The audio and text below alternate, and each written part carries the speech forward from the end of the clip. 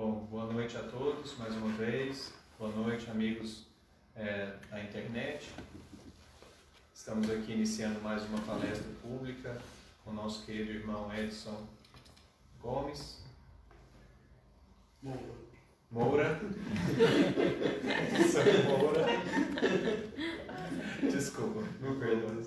Edson Moura, com a palestra Ensinamentos do Pai Nosso. Edson Moura. Gente, boa noite a todos, sejam bem-vindos. Boa noite a todos pela internet. A proposta do nosso estudo da noite é o Pai Nosso. O Pai Nosso ele é conhecido também como a oração do Senhor e também como oração dominical. Por que dominical? Porque Senhor em latim é Dominus. Então, passando para o português, ficou como dominical. Então se trata da mesma oração. E esta foi a única oração que Jesus nos ensinou. Em que momento?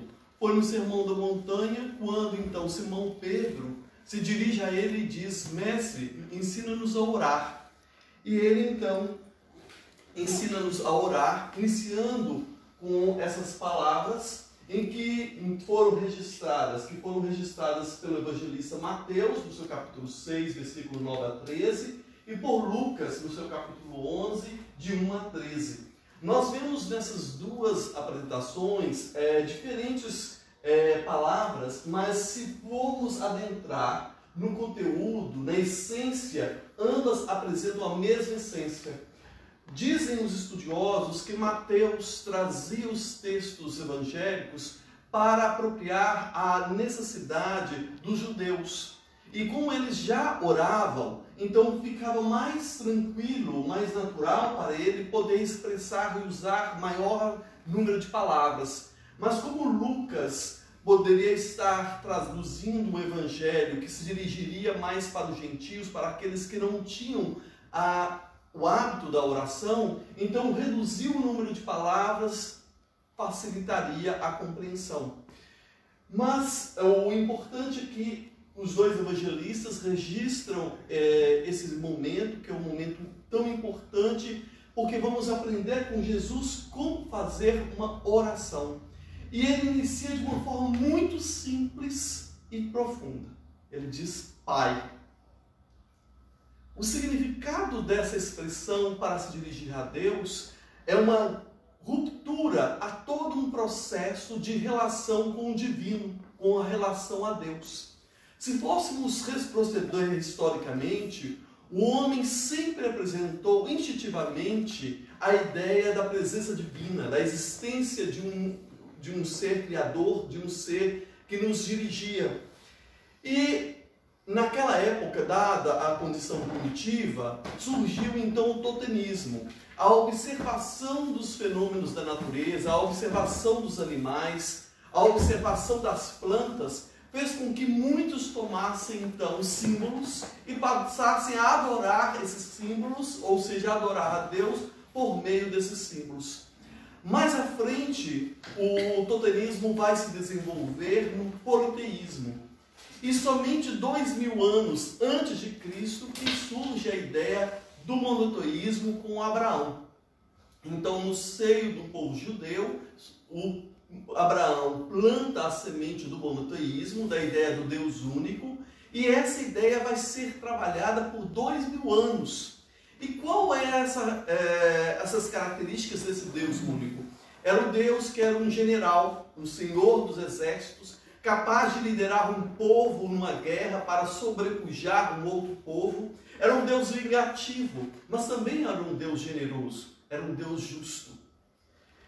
Mas quando chega Jesus e ele usa a palavra Pai, que no aramaico é Abba, e significa pai, papaizinho, ele traz Deus para uma relação pessoal, para uma relação intimista, para uma relação emocional. Então, enquanto nós tínhamos o Senhor dos Exércitos, aquele que era o general, nós tínhamos uma distância, Deus está lá. Mas com Jesus criamos então um ambiente familiar, um conteúdo próximo de Deus, porque agora temos uma relação que é filial. E essa é a grande transformação que nós vamos ver a partir daí. Porque ao traduzir Pai e traduzir esse ensinamento para os seus apóstolos, ainda vamos ver que os seus apóstolos, em especial João, apreende essa ideia de uma tal forma que no seu evangelho vai trazer Deus, definindo assim, Deus como amor. Deus é amor, de João.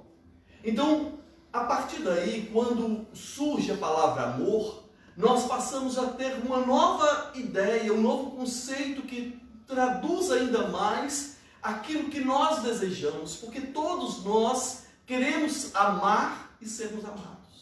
Então torna-se natural e mais próximo a ideia do divino, e essa relação com o divino passa a se modificar daquela ideia do temor a Deus para a ideia do amor a Deus. E aí nós vamos recordar que o temor, o medo, ele nos afasta. Ele cria um abismo, ele cria uma distância. Mas o amor aproxima, aconchega, cria confiança, cria laços.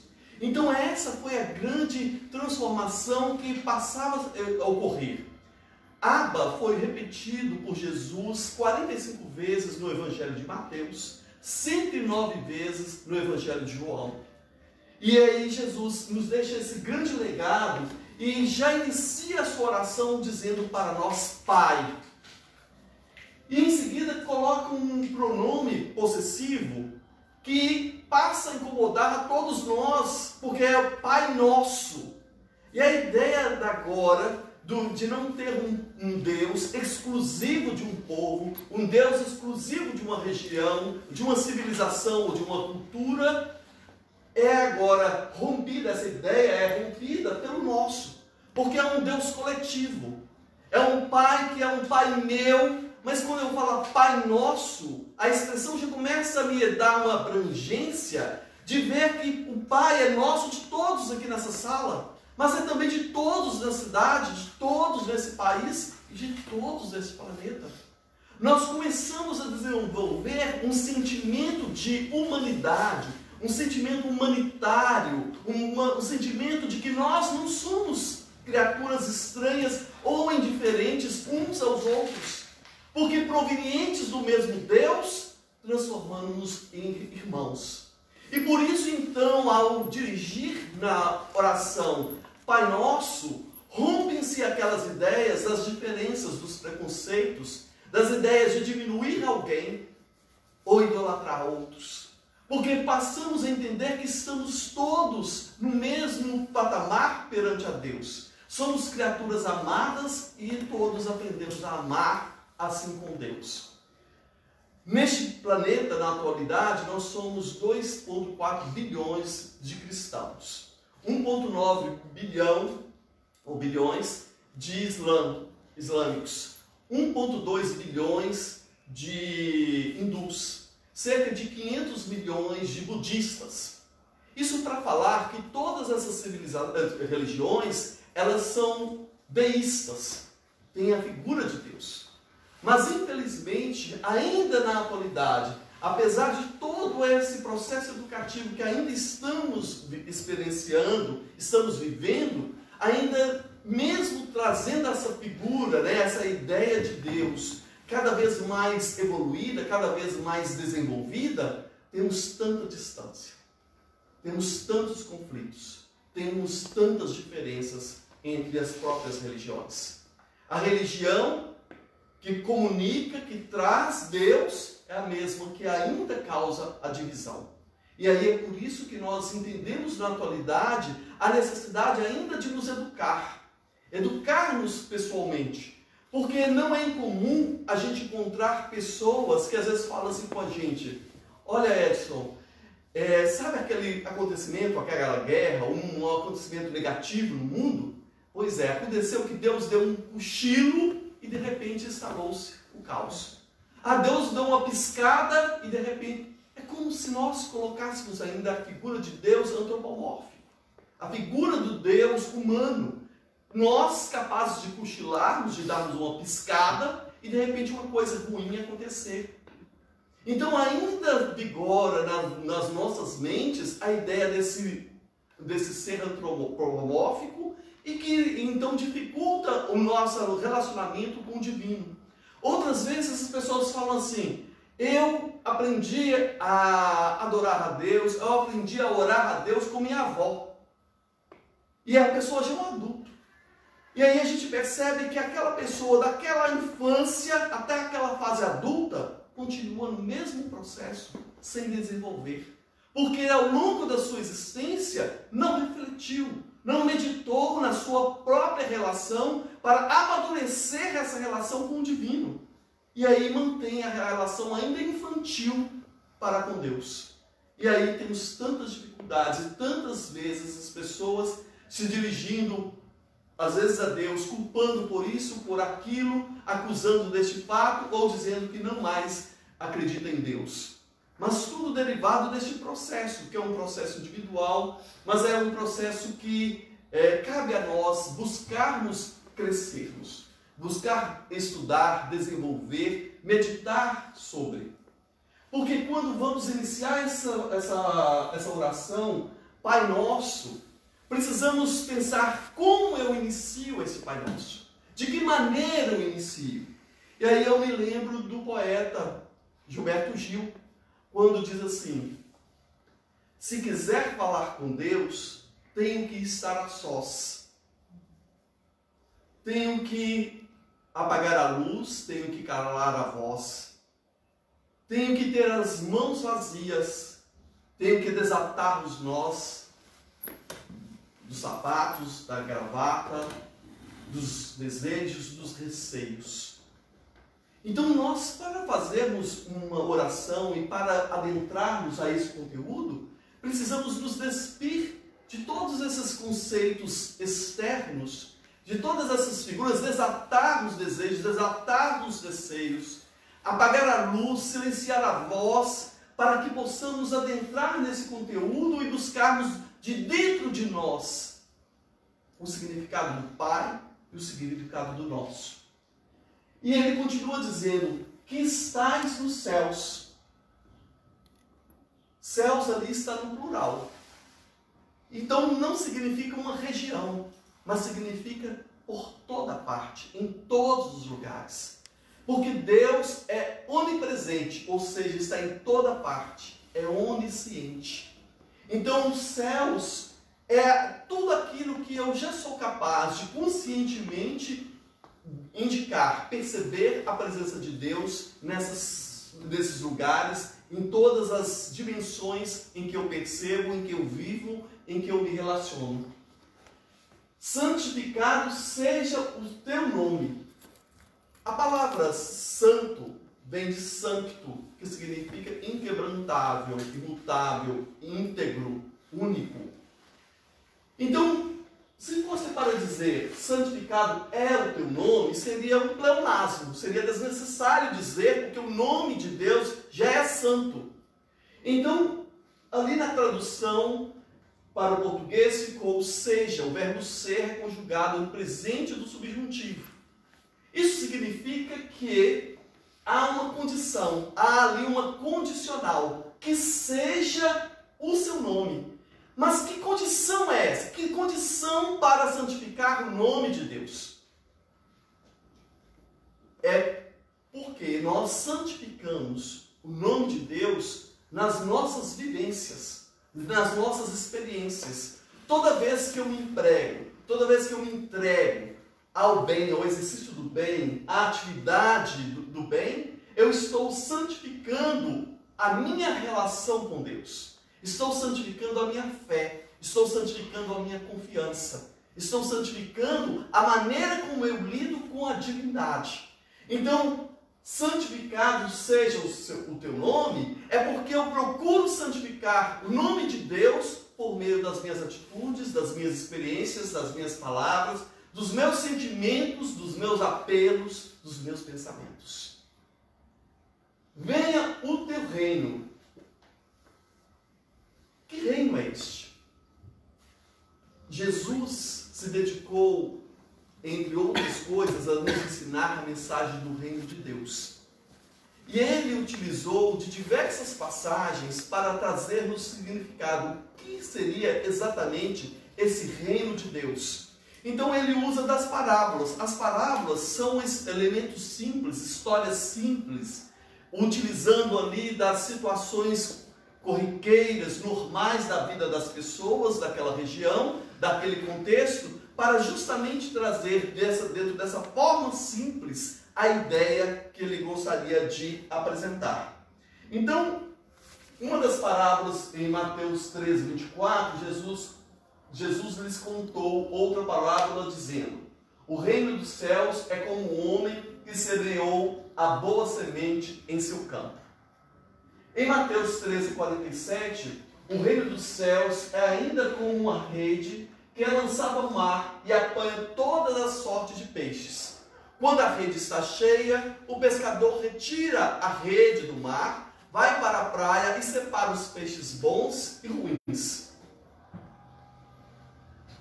Em Mateus 13, 31, outra parábola ainda lhe propôs Jesus, dizendo: o reino dos céus é como um grão de mostarda que um homem tomou e plantou no seu campo. Em Mateus 13, 44, o reino dos céus é como um tesouro escondido no campo. Certo homem, tendo encontrado, escondeu-o de novo, e então, cheio de alegria, foi, vendeu tudo o que tinha e comprou aquele campo. O reino dos céus também é como um negociante que procura pérolas preciosas, e por encontrar uma concha com uma pérola muito valorosa, vai, vende tudo o que tem e volta para comprar aquela pérola. Ainda há uma outra passagem, uma outra parábola, em que ele diz que o reino dos céus é como um fermento que a mulher usa para misturar. Há 3 medidas de trigo para fermentar toda a massa. Então, essas parábolas, elas estão propostas ali para nos apresentar o reino de Deus. Agora, perguntamos, o que há de comum entre todas essas parábolas? Os peixes estão dentro d'água. A concha está dentro da ostra. A semente, o grão de mostarda, é colocada no seio, na intimidade da terra. O tesouro é encontrado enterrado no campo. O levedo fermenta a massa na sua intimidade. Então nós estamos tratando de interioridade. Nós estamos tratando de intimidade. Então o reino dos céus se encontra na nossa intimidade. Se encontra dentro de nós. Em outra passagem, Jesus iria falar claramente: o reino dos céus não vem com expressões exteriores, ele está dentro de vós. Então, ainda hoje, nós encontramos pessoas que aguardam o reino dos céus, o reino de Deus, vindo com expressões externas, como se algo fosse se instalar de fora para dentro. Algo que fosse ocorrer no mundo e causar uma grande transformação. Mas a grande transformação que muitos ainda não demos conta é aquela que vai se realizar na nossa intimidade. Porque quando eu falo na oração, venha a nós o teu reino, eu estou dizendo que venha dentro de mim, que saia de dentro de mim, que se expresse a partir de mim esse reino de Deus para toda a humanidade. Eu busco esse reino de Deus que já se encontra em mim, mas que precisa então se desenvolver, se apresentar, se tornar uma experiência, uma vivência. E é essa busca que eu faço quando faço a oração aqui. Venha a nós é uma inserção feita para tornar a oração mais fácil da gente repetir, né? O teu reino, quer dizer, venha de dentro de mim o teu reino. Seja feita a tua vontade. E aí nós chegamos num ponto muito importante, porque aí nós estamos nos colocando de uma forma humilde. Nós reconhecemos neste momento o que somos, quem somos, em que posição nós nos encontramos agora. E é por essa humildade é que a gente se coloca perante a divindade e diz que seja feita a sua vontade, como uma criança que se dirige ao Pai e permite ao Pai conduzir, direcionar, dirigir, porque confia que a sua direção, a sua sabedoria, o seu conhecimento está tão acima da nossa capacidade que então permite o Pai direcionar. E da mesma forma nós nos colocamos de uma forma humilde para que possamos servir a sua vontade. E aí nós poderíamos nos perguntar assim: qual é a vontade de Deus ao meu respeito?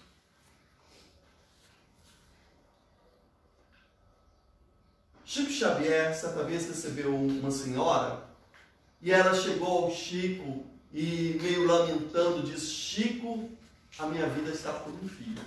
Sabe quando a pessoa percebe que parece que as suas energias estão reduzindo, suas forças estão cada vez menores, sente uma determinada fraqueza?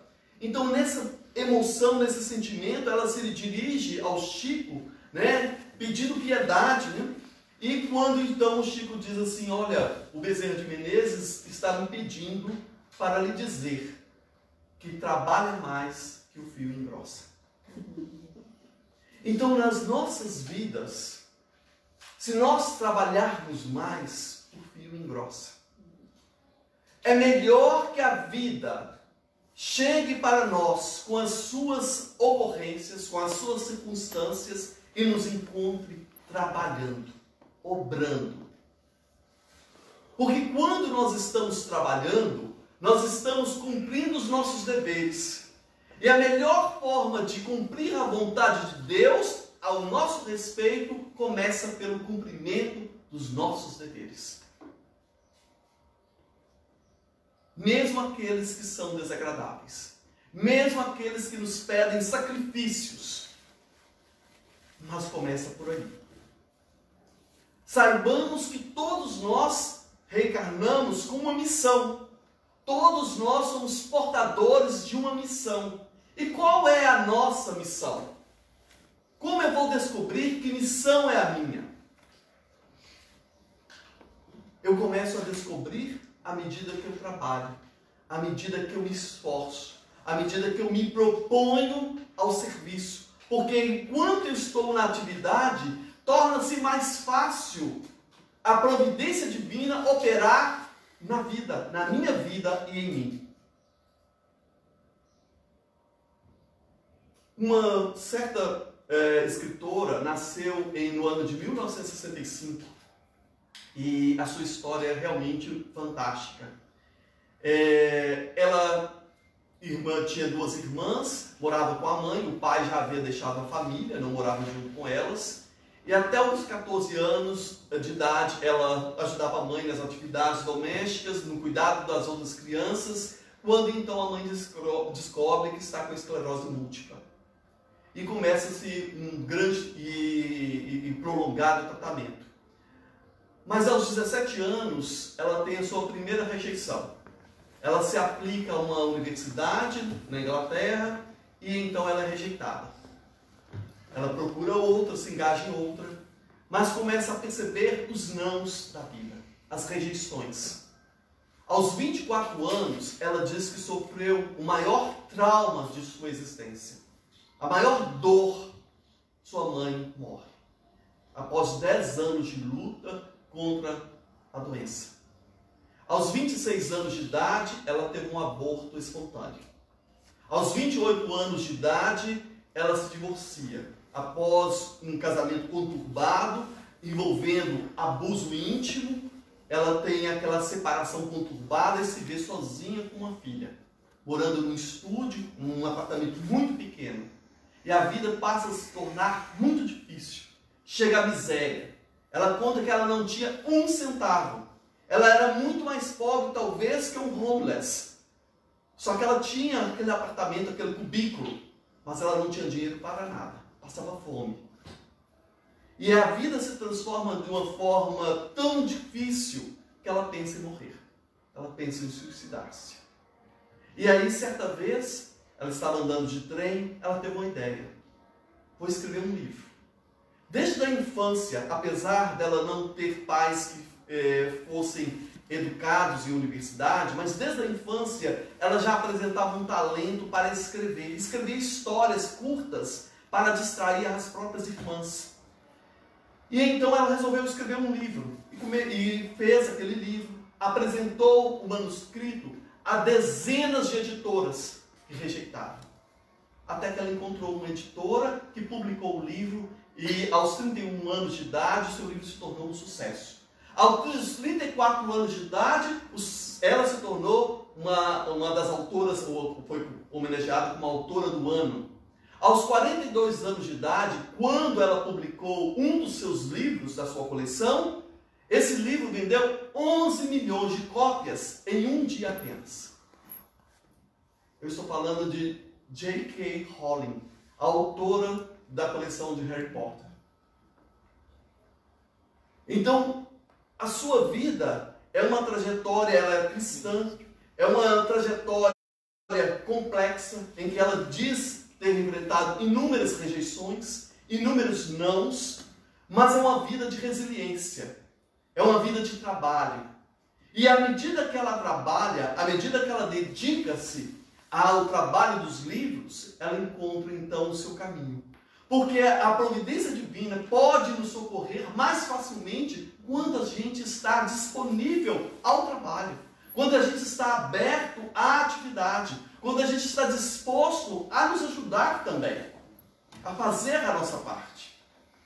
Então lembremos que todos nós temos uma missão, mas cuidado, não entre no risco de se comparar a ninguém. Você é único. Nós não podemos mais gastar tempo em ficar nos comparando com esta ou aquela pessoa, como aquela pessoa se apresenta, como a outra pessoa é, como aquele fez, como aquele vai fazer. Porque se gastarmos nosso tempo de vida, de experiência, vamos viver numa situação infantil e não vamos nos permitir crescer, cumprir a nossa missão. Porque a nossa missão é tal como uma missão de uma estrela. A gente olha para o céu, inúmeras estrelas, infinitas estrelas, todas elas têm o seu brilho, todas elas têm o seu espaço. E nós também. Muitas pessoas podem fazer o que você faz, mas ninguém pode fazer como você faz, da maneira como você faz. A sua contribuição é única. Então, por isso, nós podemos repetir nessa oração que seja feita a vossa vontade, porque é esse Deus de sabedoria, em que nós depositamos nossa confiança, nossa certeza, Ele nos guia e nos orienta. E essa vontade se expresse tanto no céu como sobre a terra. Aí Jesus nos colocando duas dimensões, duas palavras a nos indicar agora. Céu, veja que está no singular, e aí representa a dimensão espiritual, e terra a dimensão material. Então nós precisamos perceber na vida que estamos num processo em que a vida não é somente esse mundo em que é sensório, que eu posso ver, que eu posso cheirar, que eu posso sentir, que eu posso tocar. A vida se desdobra em campos, em dimensões muito maiores.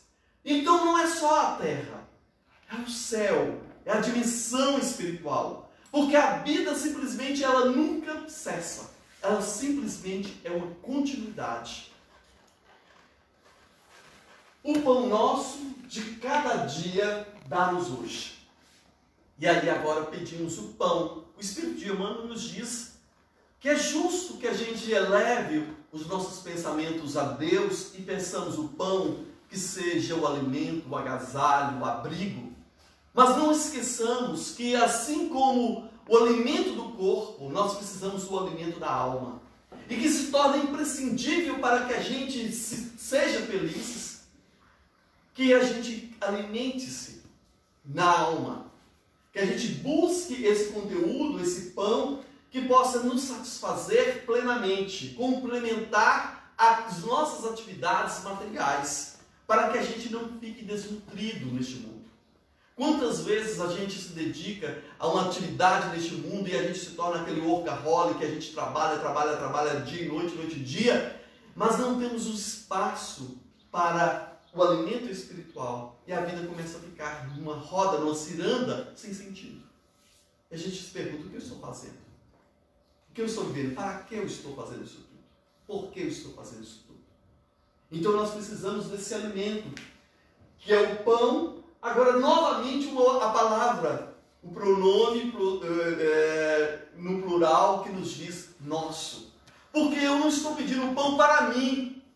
Nós, como egoístas, estamos sempre pensando no nosso pão, na nossa parte, no nosso pedaço, no nosso quinhão.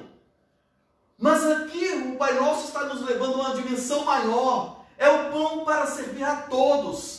Quem sabe o pão que hoje eu possuo possa ser distribuído, ou possa ser repartido, ou possa ser compartilhado. Porque a felicidade, ela só existe e só persiste se ela for compartilhada. Veja que se a felicidade for fechada, enclausurada, for guardada, ela desfalece, ela passa a não existir. Então a felicidade é um fenômeno que só ocorre como um compartilho. O pão, ele só tem valor se ele possa ser compartilhado, ele possa ser dividido. Então é novamente ali Jesus nos trazendo um sentido comunitário, um sentido de humanidade, um sentido de percepção mais ampla. Porque é nosso sim, da nossa família, que excelente, porque eu já posso pensar no nosso como família. Mas quem sabe eu posso pensar no nosso como grupo espírita, o nosso como Auckland. Então eu vou redimensionando a minha vida e minhas perspectivas. Mas ele continua dizendo ali para a gente, de cada dia, mas não é o pão de amanhã, é o pão só de hoje. E é uma perspectiva importante, porque nós estamos deixando de viver o presente, o momento, o instante, para viver o amanhã. Muitos presos no passado, naquilo que já aconteceu, presos demais no retrovisor da vida, para justificar as coisas que acontecem agora. Outros nem vivenciam o presente, mas estão pensando no que vai ser no futuro, o que vai acontecer no futuro, como eu vou fazer minhas provisões para o futuro. E Jesus nos diz para nos ocuparmos com aquilo que realmente existe e que é real, que o próprio nome já simboliza presente. Então, que seja o pão nosso de cada dia, dá-nos hoje. Perdoa-nos as nossas dívidas. E aí vem uma lição poderosa e essencial. Uma vacina que nos imuniza contra a mágoa, contra a culpa, que se chama perdão. Sem perdão não há como viver. Não há como transitar. Não há como ter liberdade. Enquanto nós não oferecemos o perdão, criamos grandes vínculos, grandes correntes pesadas que nos impedem de movimentar, de desenvolver e de seguir em frente. O perdão eu não dou para os outros. Minha preocupação não é dar o perdão para favorecer, mas primeiramente perdão que possa me ajudar, porque eu dou o perdão ao outro, mas eu estou me perdoando e me permitindo continuar e crescer, sair daquele processo. Porque senão eu vou ser um asilo de mágoas. Aquela pessoa que carrega mágoas da infância. Minhas mágoas da juventude, minhas mágoas dessa situação, a mágoa daquela pessoa que fez isso comigo naquele dia, naquele momento.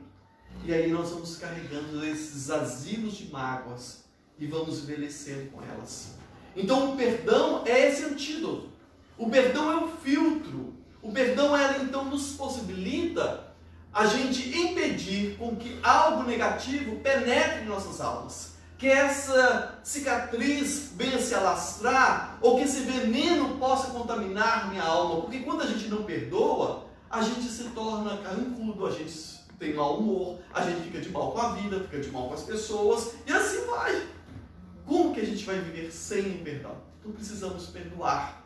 trazer essa ideia do perdão e pedir a Deus que nós possamos aprender a perdoar, porque sabemos que o perdão cria uma empatia para que os outros também venham nos perdoar. Há 3 grandes cantores conhecidos, são os tenores, que fizeram brilhantes apresentações na década de 90, no início do ano 2000, e 2 deles, o Plácido Domingos e o José Carreiras, têm uma história muito interessante a respeito do perdão. Ambos são da Espanha. O Plácido Domingos é da região de Madrid, é madrilenho. E o José Carreiras, ele é catalão. E nós sabemos da disputa entre a Catalunha e o restante da Espanha, a Catalunha pedindo, ou em vários movimentos ao longo da história, a sua própria independência. E na década de 80, mais precisamente em 1984, essa rixa, essa rivalidade entre as duas regiões, entre Catalunha e Madrid, se tornou extremamente forte. E então esses 2 cantores, que representavam, por assim dizer, essas regiões, assumiram que aquela guerra política era uma guerra também pessoal. E eles se tornaram inimigos, de tal forma que os contratos em que um apresentaria, por exemplo, num determinado teatro, se o outro estivesse presente, ele não haveria apresentação. Então, uma das partes do contratuais, uma das cláusulas, era que o outro não estivesse presente no evento, dado a rivalidade causada entre os 2 grandes tenores, Plácido Domingos e José Carreiras. No entanto, a vida tem as suas peripécias, né? E o José Carreiras, em um determinado momento, ele faz uma leucemia e começa um problema que é o câncer. E naquela época os tratamentos eram muito mais difíceis, mais limitados, e ele precisa recorrer aos Estados Unidos e fazia então viagens regulares da Espanha para os Estados Unidos para fazer tratamento. Os anos foram se passando e a situação econômica dele ficou precária. Ele chega a um ponto de não poder mais fazer sua viagem, não dar continuidade ao tratamento, apesar de o centro de referência para a leucemia era ser nos Estados Unidos. Mas ele descobre em Madrid uma fundação chamada Formosa. E essa fundação, ela estava fazendo tratamento para a leucemia. E ele então faz contato, começa a dar continuidade ao seu tratamento agora em Madrid. Os anos passam, ele se recupera, obtém a cura, e o José Carreiras volta a cantar novamente para a alegria de muitos de nós que ouvimos a sua voz, né? E ele, em determinado momento, já começa a adquirir novamente os seus cachês, começa a ter dinheiro e decide voltar à fundação para poder dar suporte, ser um dos colaboradores, um dos sócios. E quando ele recebe o estatuto da fundação, ele descobre que o presidente e o fundador é o Plácido Domingos. E então ele descobre mais, que o Plácido Domingos resolveu abrir aquela fundação Formosa justamente para socorrê-lo no tratamento da leucemia. Ele sabia que não podia ir até aquele inimigo e oferecer-lhe ajuda, porque seria muito humilhante, ele certamente não aceitaria. Então ele abre uma fundação e a partir daquela publicação, daquela fundação que passa a existir em Madrid, ele passa a atender ao José Carreiras. José Carreiras se emociona, sente então aquele amor, né? Porque um inimigo, e dá-se a esse trabalho, dá-se a essa importância, e ele vai a um dos shows onde o Plácido Domingos está se apresentando no próprio palco, e em meio àquela apresentação, ele entra, e então o show para, ele se ajoelha, pede perdão e agradece ao Plácido Domingos. E a partir daí eles formam esses 3 tenores que passam a nos brindar com suas canções. Então, vemos aí como o perdão participa das nossas vidas. E como nós, quando temos a intenção de perdoar, nós conseguimos fazer encontrar caminhos para poder existir ou apresentar-se o perdão nas nossas vidas por diversas vias. Então fica essa mensagem desses 2 acontecimentos. E não nos introduzas em tentação, mas livra-nos do mal. Não nos introduzas em tentação. A tentação é a prova. Nós não vamos reencarnar e não vamos ser ingênuos pensando que nós não vamos ter provas. Esse mundo é de provas e expiações, desculpa. E então estamos aqui como um hospital para alguns, como uma escola para outros, mas somos todos nós sujeitos às provas por um motivo simples, porque as provas nos ajudam a evoluir, nos ajudam a crescer. Então tem um objetivo, não é uma punição, mas é um recurso divino, didático, para que nós possamos evoluir, porque é a lei do progresso. Então as provas nós sempre vamos encontrar. Então as tentações podem significar provas, mas que não venhamos a cair diante dessas provas. O Espírito de Emmanuel nos ensina que tropeçar é natural de todo aquele que caminha. Ótimo, tropeçar. Mas permanecer caído, não. Nós podemos tropeçar, mas vamos nos levantar. Vamos sofrer as provas, se elas forem pesadas, às vezes vamos falhar, vamos sofrer rejeições, mas vamos nos reerguer, vamos continuar. O Espírito de Meimei, no seu livro Pai Nosso, é um livro dedicado às crianças, ela tem uma historinha que eu adoro. Ela conta que havia uma enxada que era fiel servidora de um agricultor. E todos os dias trabalhava, ao amanhecer do dia até o final do dia. E ela, sempre muito útil, permanecia fiel ao trabalho e sempre orgulhosa de si e de poder colaborar. Os anos foram se passando até que um dia o agricultor, deixando a enxada lá para o descanso no final do dia, aparecem os vermes da terra. E começam a dialogar com a enxada. Por que você trabalha tanto? Por que você gasta tanto seu tempo fazendo esse trabalho? Você não está vendo que você está sendo explorada? Você não está percebendo que você trabalha demais? Você não vê que você não está recebendo nada em troca? Você é importante demais para se dedicar a esses trabalhos. Você é importante demais para servir dessa forma. E a enxada vai se acostumando a ouvir aquelas vozes, aquelas ideias, aqueles pensamentos, até que um dia ela decide que não vai trabalhar mais. E ela se enferruja. A tentação e o mal. O mal é a preguiça, a ferrugem. Se nós nos deixarmos levar pelas ideias, que muitas vezes tentam nos desviar do caminho. Muitas ideias surgem aqui e acolá, dizendo-nos, ora, você faz demais, ora você executa demais, ora você está se dedicando demais a essa atividade. E aí vem uma ou outra ideia e aquilo vai começando a nos modificar o modo, a disciplina, o trabalho, a dedicação. E como isso ocorre no movimento espírita? Quantas vezes temos visto ao longo das nossas vidas isso?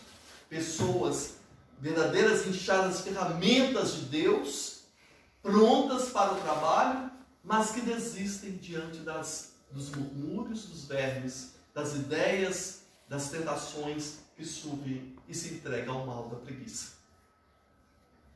Mas, na atualidade, a palavra tentação, se vocês forem buscar na psicologia, também significa satisfação imediata dos desejos. Então, as tentações seriam aquelas recompensas que você quer imediatamente que ocorram. Então, essa satisfação plena, essa satisfação imediata, muitas vezes se transforma em tentações na nossa vida, porque causam desequilíbrios. Imagine se, diante de uma situação embaraçosa, você quer imediatamente aquele prazer, ou diante de uma situação qualquer, você se dedica, por exemplo, a ter uma sensibilidade exacerbada. E aí você deixa de pensar, deixa de refletir, deixa de dar continuidade à vida como algo equilibrado, harmonioso, para se deixar levar pela tentação que é a satisfação imediata, o prazer imediato. Nós somos pessoas que temos acostumado a gostar e valorizar apenas os frutos maduros, suculentos e doces. Mas não damos valor à semente. Não damos valor à semente que vai ser pequenina ali e que precisa do seu tempo para desenvolver. Muitos de nós olhamos a vida de alguém e falamos assim: eu queria ter a vida daquela pessoa. Eu queria ter aquele resultado. Eu queria ter aquela conquista. Eu queria ter aquela fama. Estamos olhando fruto maduro e doce. Mas não sabemos o esforço, o trabalho, o processo, as horas dedicadas para aquela conquista. Esquecemos que tudo aquilo surgiu como semente. Então, na atualidade, quando então surgem as tentações, essa necessidade de alcançar um fruto saboroso e suculento imediatamente, muitos de nós abandonamos as sementeiras. Esquecemos que na vida é um processo de plantar, é um processo de cultivar, de cuidar das nossas plantações para que possam crescer realmente. E isso exige tempo. E há tempo para crescer, há tempo para florescer, há tempo para frutificar. Nós não podemos tentar acelerar esses tempos, porque seríamos tal como aqueles agricultores ansiosos que derramamos água fervente sobre a planta frágil para que ela cresça mais rápido. Mas você não está fazendo ela crescer mais rápido, você está matando-a. Então nós não podemos hoje nos perder às tentações. Precisamos encontrar um recurso que nos leva a trabalhar com harmonia e equilíbrio diante das coisas que são dolorosas. Não sejamos tão sensíveis. E diante dos prazeres, não sejamos tão vulneráveis. Porque aquele prazer imediato pode trazer-nos consequências dilatadas ao longo do futuro. Um determinado passo de uma satisfação imediata pode ter consequências que se desdobram ao longo de toda a nossa existência. Uma determinada hipersensibilidade a um acontecimento negativo, em que você se coloca como muito frágil, pode derrubar todo um processo de crescimento que você precisa fazer. Porque na vida temos que nos esforçar, temos que nos dedicar, temos que trabalhar. Então, tenhamos cuidado com as tentações e tenhamos cuidado de cairmos ao mal.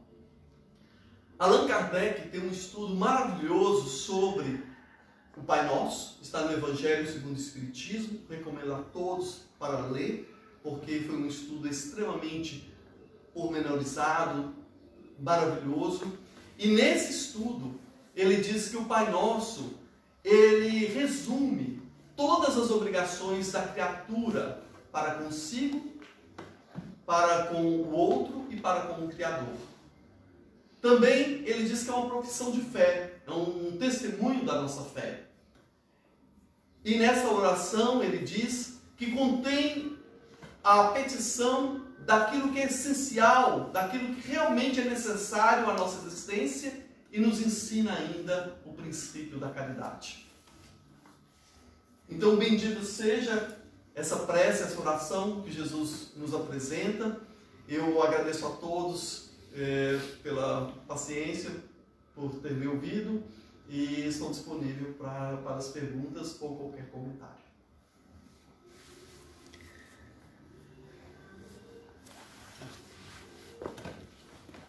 Alguém tem algum comentário, alguma questão para discutir com o palestrante da noite? Eu vou aproveitar e fazer uma retificação, porque eu não sou muito bom de poesia, não, sabe? E eu cometi um erro ao fazer a apresentação aqui, então eu vou repetir. Se quiser falar com Deus, tenho que ficar a sós, tenho que apagar a luz, tenho que calar a voz, tenho que contar a paz, tenho que folgar os nós, os sapatos, da gravata, dos desejos, dos receios, tenho que esquecer a data, tenho que perder a conta, tenho que ter as mãos vazias, ter a alma e o corpo nus. Só retificando, porque eu declamei incorretamente. Bem, então, agradeço. Eu tenho um comentário ou uma questão, porque você falou que a questão de achar o alimento do corpo físico, mas também a questão do alimento do corpo espiritual. E que a gente não se perca muito, às vezes, só na questão do corpo material, porque a gente sabe que o trabalho é essencial e fundamental para o nosso desenvolvimento. E como que você proporia o balanço, o equilíbrio entre o trabalho material, o trabalho físico, e que é o alimento do corpo, bem como o alimento da alma, do espírito, né, da mente? De uma forma muito prática, nós poderíamos pensar assim, porque essa oração, ela nos permite organizar as coisas da seguinte forma. Nós temos 3 elementos essenciais para agruparmos. Um é o pensamento, o outro o sentimento e o terceiro são as ações. Em um ponto nós temos a razão, os objetivos, as metas, que estão assim na nossa cabeça, nossos pensamentos, nossos ideais. E eles surgem aqui e são elaborados, mas eles precisam ter sentimentos e precisam congruir junto com os nossos pensamentos, sentimentos e emoções que sejam de compaixão, de amor, de respeito, de paciência. Mas para que tudo isso realmente se concretize, se realize na nossa vida, nós precisamos servir. Então nós aliamos mente, coração e mãos. Mãos que trabalham, mãos que operam. Então o equilíbrio está quando nós estamos criando esse fluxo e trabalhando esses 3 elementos dentro da nossa existência. Não só paralisarmos na filosofia, ou nas ideias, ou nos propósitos, não só aguardar o amor, ou falar do amor, ou almejar este amor, mas também buscarmos servir, trabalhar, vivenciar. Então, conjugando isso tudo, criamos um balanço, um equilíbrio para nossas vidas. Só comentar que eu achei interessante, porque normalmente a gente faz essa oração e a gente nunca parou para prestar atenção a fundo no real significado, né? E realmente cada palavra que está ali faz muito sentido agora, né? E eu achei muito interessante também que você falou com relação ao reino de Deus, porque quando eu orava, sinceramente, eu imaginava, sabe, o reino de Deus vindo a nós, como se fosse algo externo que viesse para dentro da gente. Mas, na verdade, faz todo sentido que isso já está dentro da gente e a gente tem que trabalhar para que isso possa ser impresso ao mundo, né? Então, eu te agradeço aí pelo seu estudo e pela sua... Foi muito útil, eu acho, que para mim e para todo mundo que está aí. Essa oração é extremamente motivadora. Porque a gente costuma fazer essa oração lá num momento muito triste, de calamidade da vida, etc. Mas se a gente fizer num momento feliz, nós vamos entender que ela é extremamente motivadora para que a gente continue. Porque toda vez que você diz para você mesmo que você possui dentro de si esse reino, você transmite essa autoconfiança e você passa a ter uma fé em si. E essa fé em si é que ela opera, faz ressonância com a fé divina. Porque se a gente não perceber-se no potencial, não vislumbrar o potencial em nós não vamos conseguir perseguir. Porque muitas vezes na vida nós somos abatidos pelas opiniões dos outros. As pessoas falam pra gente, você não é capaz, você não pode, você tem essa dificuldade, você tem esse defeito, você não é assim, você não é assado. E são tantas coisas, são tantos defeitos, e a gente fica contraído, retraído. Mas quando a gente faz essa prece, a gente percebe que esse reino está dentro de mim, essa força, ela existe, está em mim, eu sou capaz. Então essa mostra a nossa potência, a nossa confiança, a nossa autoconfiança de seguir sempre em frente, sem deixarmos iludir pela falta de capacidade na vivência e na experimentação. Rapidinho, só nessa questão que o Lucas colocou, que é bem interessante, e esse equilíbrio entre o pão material e o espiritual, que é algo que muitas vezes a gente se pega cobrando, nossa, mas eu estou trabalhando muito para ganhar dinheiro. Isso é uma coisa que por vezes atormenta as pessoas, né? Mas quando a gente compreender que a proposta é que o reino dos céus, o divino está em todos os lugares, nós não vamos ter mais essa dicotomia entre o trabalho, porque se eu estou dando aula com essa harmonia que o Edson colocou ali, eu vou estar trabalhando para o reino de Cristo. Se eu estou no consultório médico atendendo com esse amor, eu estou trabalhando. Se eu estou fazendo a minha faxina com o amor, com esse amor, eu estou fazendo. Ou seja, não existe. E Jesus responde de uma forma muito bonita quando ele fala, quando a samaritana pergunta para ele onde deveria adorar o Pai, se era na sinagoga ou como eles acreditavam, né, os samaritanos, no monte. E ele fala, dia virá e já chegou que adorareis o Pai no Espírito e verdade. Ou seja, se é Espírito e verdade, não existe essa dicotomia entre o trabalho que é remunerado ou não. Existe o sentido, o que você está imprimindo, o sentimento que você está trazendo para esse trabalho. Né? Aí é aquela posição do Francisco de Assis, né? O que você está construindo, né? Vocês sabem daquela história, ele a vida inteira, desde jovem, ouvia uma voz que dizia assim: Francisco constrói a minha igreja, Francisco constrói a minha igreja. E ele cresceu com essa ideia e pensou, eu vou construir a igreja. E ele construiu igrejas de pedras, e já havia construído e tendo feito uma obra que era concreta, né? E aí eu continuo ouvindo essa voz. E uma certa vez ele estava numa daquelas estradinhas, né?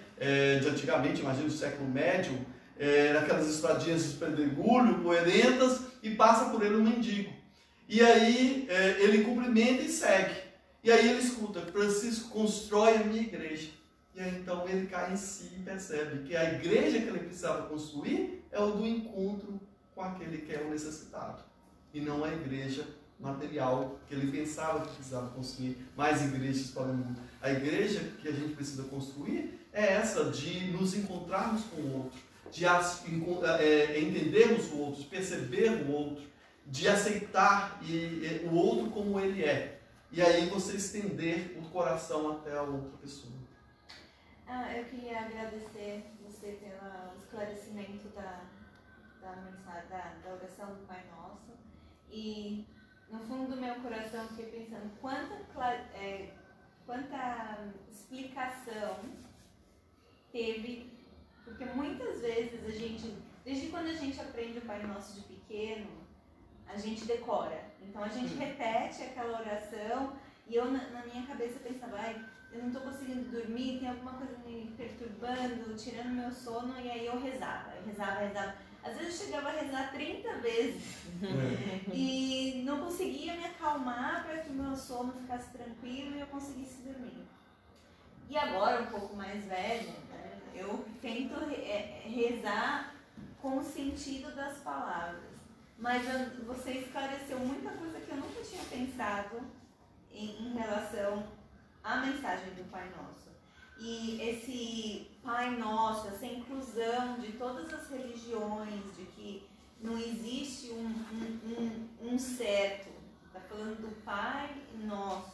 Então, assim, eu pensei, que pena que a gente não pode traduzir essa palestra em todas as línguas, para que todas as religiões pudessem entender essa inclusão, que é essa única oração, que é para todos nós, independente de onde você nasceu, da sua qualificação, do seu país, da sua religião, é o Pai Nosso, o Pai de todos. Então, assim, muito obrigada por dar esse alívio que, tipo, o Pai Nosso não é cristão, não é judeu, não é espírita, não é católico ou protestante ou nada. Ele é incluso do mesmo jeito que Deus está em todos os lugares, a todo momento. Então, muito obrigada.